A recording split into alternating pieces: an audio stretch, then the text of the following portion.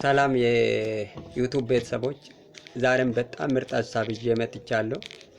ሀሳቡ ከቢዝነስ ጋር ተያያዥ ነው። በርዕሱ ላይ እንዳያችሁት በዓለም ላይ ስኬታማ በቢዝነስ ስኬታማ የሆኑት ሰዎች ተመክሮ ወይም ደግሞ ምስጢር ነው የሚለው ነው።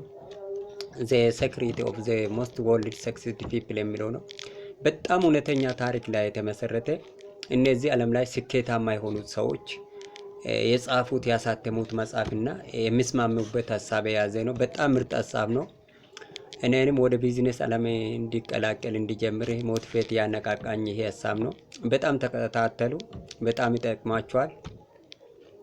የእውነቴን ነው የምላችሁ። ይሄን ህግ ከተከተላችሁ ቢዝነሳችሁ ስኬታማ የማትሆኑበት ምክንያት የለም።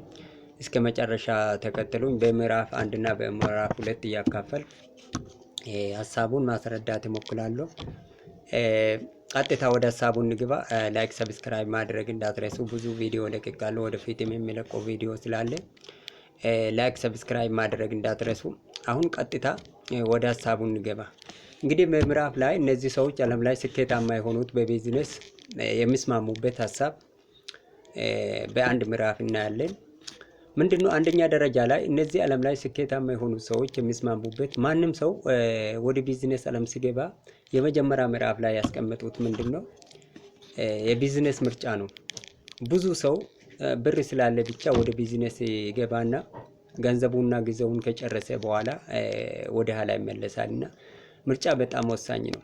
ማንም ሰው ወደ ቢዝነስ ዓለም ሲገባ ምርጫ በጣም ወሳኝ ነው። ምርጫው ሁሌ መሆን አለበት። የትኛውም ቢዝነስ ይሁን ከብሩ በላይ ችግር ፈቺ መሆን አለበት። ፓብሊክ ሶልቪንግ ፕሮብሌም ነው የሚሉት እነሱ በአንደኛ ላይ። የትኛውም ቢዝነስ ስትሰሩ የህዝብ ችግር የሚፈታ ናሽናልም ኢንተርናሽናልም ይሁን ችግር ፈቺ መሆን አለበት ነው። ይሄ ላይ በጣም መመርመርና አናላይዝ ማድረግ አለባችሁ። ችግር ፈቺ ዘላቂ ቀጣይነት ያለ ስራ መሆን አለበት ነው። ሁለተኛ ላይ ደግሞ ከኔስ ጋር የሚሄድ ስራ የትኛው ነው?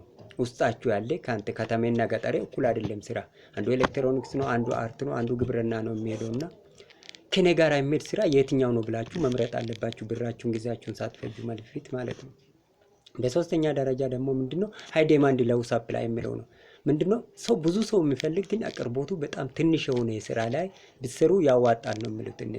እነዚህን ነገር ካረጋችሁ ምርጫቸውን መጀመሪያ ችግር ፈቺ መሆን አለበት፣ ካንተ ጋር የሚሄድ መሆን አለበት። ሌላ ደግሞ ብዙ ሰው የሚፈልግ ግን እንደ ሰፈሩ አቅርቦቱ በጣም ትንሽ የሆነ ሃይ ዲማንድ ሎው ሰፕላይ ከሆነ እነዚህ ነገር ላይ ሲሰሩ ከጅምሩ በጣም ውጤታማ ትሆናላችሁ ነው የሚሉት። እነዚህ በአንደኛ ምዕራፍ ሳንወጣ ቀጥለን ምንድነው ሁለተኛ ላይ ያስቀምጡት ምንድነው? ዝግጅት ነው። እንግዲህ ይሄን ምርጫችሁ መረጣችሁ ከእናንተ ጋር የሚሄዱ ችግር ፈቺ የሆነ ነገር ከመረጣችሁ በኋላ ምንድነው? ዝግጅት በጣም ወሳኝ ነው። አንድ ሰው በጣም ተዘጋጀ 50% ስራውን ጨረሰ ማለት ነው የሚለው እነሱ 50%።